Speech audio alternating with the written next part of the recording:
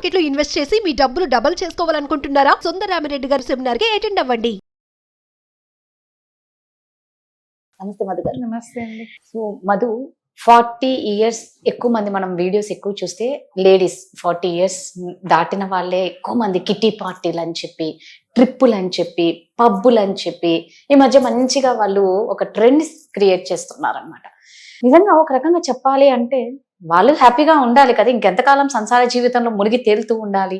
ఇంకొకటి ఏంటంటే కొంతమంది ఏంటంటే వాళ్ళకి ఫస్ట్ నుంచి అది అలవాటు అలాగే ఉంటుంది, పబ్ కల్చరు అవన్నీ, దాన్ని వాళ్ళు ఎవరు స్టాప్ చేయలే. ఇది అంటే ఇంకా ఇంకా వాళ్ళ హెల్త్ వాళ్ళ హ్యాపీనెస్ కి ఇంత చేస్తే ఇంకెంత హ్యాపీగా ఉండి హెల్దీగా ఉంటారు. 40 ఇయర్స్ వచ్చాయి కదా నీకు అవసరమా అనే వాళ్ళు కూడా ఉంటారు. లేదా 50 ఇయర్స్ వచ్చాయి, 55 వచ్చాయి నీకు అవసరమా అంటారు. ఎందుకు వాళ్ళకి అవసరం కాకూడదా? అలా ఏం లేదండి. 10-15 ఇయర్స్ ఉమెన్ చాలా స్ట్రగుల్ అవుతారు. మ్యారేజ్ అయినప్పుడు కొత్త ప్లేస్, కొత్త ఎన్విరాన్మెంట్, కొత్త మనుషులు, కొత్త అలవాట్లు, ప్రతిదీ డిఫరెంట్ గా ఉంటుంది. ఇంకా అప్పుడు స్టార్ట్ అయింది కంటిన్యూస్ గా పిల్లలు, వాళ్ళ చదువులు, మార్నింగ్ లేస్తే క్యారీలు కట్టడాలు, క్లీన్ చేయడాలు, వర్క్ చేయడాలు, పెద్దవాళ్ళకి సేవ, హస్బెండ్ కి సర్వీస్, ఎవ్రీథింగ్ చేసి చేసి చేసి చేసి వాళ్ళకు ఒక విసుగు, లైఫ్ ఇంతేనా అని అనిపించేస్తుంది. ఒక స్టేజ్ లో ఏ మనిషికైనా రొటీన్ చాలా బోర్ కదా. సో అందువల్ల కొత్తగా ఏదో ఒకటి మేము కూడా మింగిల్ అవ్వాలి, మాకు కూడా ఒక కొత్త వరల్డ్ ఉండాలి అన్నదానికి వెళ్తున్నారు. అది కరెక్టా తప్ప అని మనం అనడం కంటే కొంచెం మంచిగా ఉన్నదాన్ని సెలెక్ట్ చేసుకుంటే ఇంకా మంచిగా ఉంటుంది.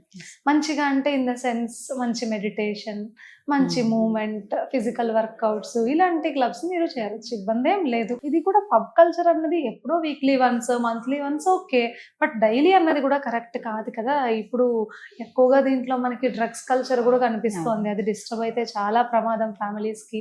కాబట్టి ఇలాంటివి కాకుండా కొంచెం మంచిగా ఉన్నవి సెలెక్ట్ చేసుకోండి.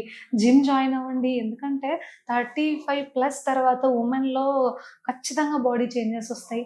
జిమ్కి వెళ్ళండి, హ్యాపీగా మీ హెల్త్ కూడా బాగుంటుందిగా, ఫిట్గా ఉంటారుగా, ఆరోగ్యంగా, ఇబ్బంది లేకుండా మీరు ఫ్రీ అవుతారు. పిల్లలు కొంచెం పెద్దవాళ్ళు అవుతారు, 40 వచ్చేసరికి ఫ్రీ అవుతారు. కాబట్టి కొంతమంది మహిళలు టెంపుల్స్ ఇట్లా యాత్రలకు వెళ్తారు.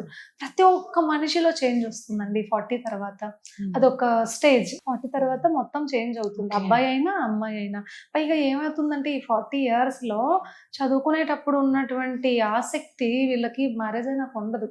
అన్ని చంపేస్తారు అత్తమామలు, భర్త, నీకేం తెలుసు, నీకేమొచ్చు, నువ్వేం చేయగలవు, ఇలాంటి నెగిటివ్ మాటలతో వాళ్ళని కంప్లీట్ గా దేనికి పనికిరాని ఒక వేస్ట్ పేపర్ లాగా చూపిస్తారు సమాజానికి, పిల్లలకి, కుటుంబానికి. చాలా హౌసెస్ లో జరిగేదేగా. అలాంటప్పుడు వాళ్ళ మీద వాళ్ళకి చాలా లో కాన్ఫిడెన్స్, నేనేం చెయ్యలేను అన్న అభద్రతా భావం వచ్చేస్తుంటుంది. సో నేను కూడా ఎంజాయ్ చేయాలా, ఎన్ని రోజులు ఇక్కడ ఉండి కష్టపడి వీళ్ళకి చేసినా వీళ్ళు నన్నేం మంచిగా గొప్పగా పొగిడేది ఏం ఉండదు కదా అన్న దేనికి చాలా మంది ఉమెన్ అవుట్ అవ్వాలి ఆ ప్లేస్ నుంచి అని వెయిట్ చేస్తూ ఉంటారు.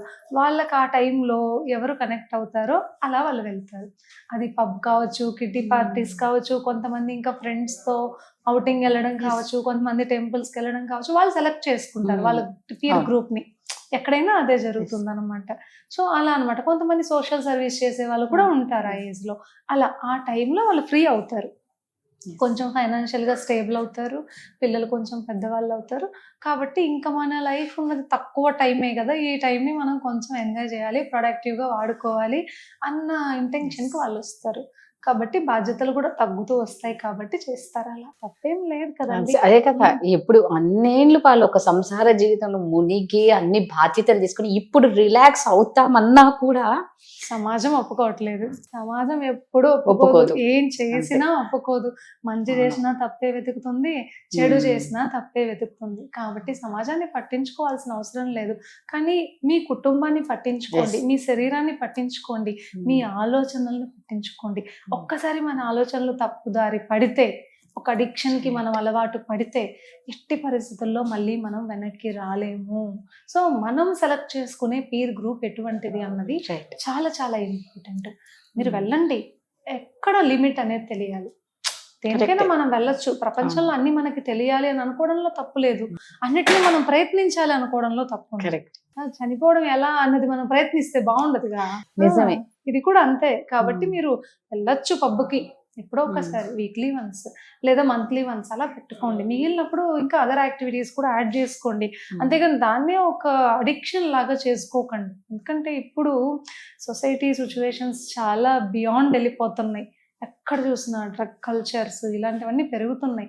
ఒకవేళ ఉమెన్ కూడా ఇన్వాల్వ్ అయితే కుటుంబాలు మొత్తం నాశనం అవుతాయి.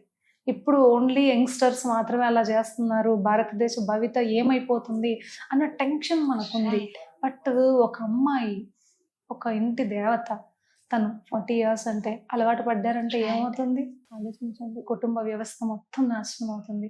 కాబట్టి ఎక్కువ రోజులు పోకుండా ఎప్పుడో ఒకసారి ఎంతవరకు ఆ లిమిట్ చూసుకొని ఆ టైంని అది మిస్మేనేజ్ చేసుకోకుండా మీరు బ్యాక్ వచ్చే విధంగా చూసుకోండి. నిజం, మనం వెళ్ళే దారి ముఖ్యం. నిజంగా వెళ్ళొచ్చు. కానీ థ్యాంక్ యూ.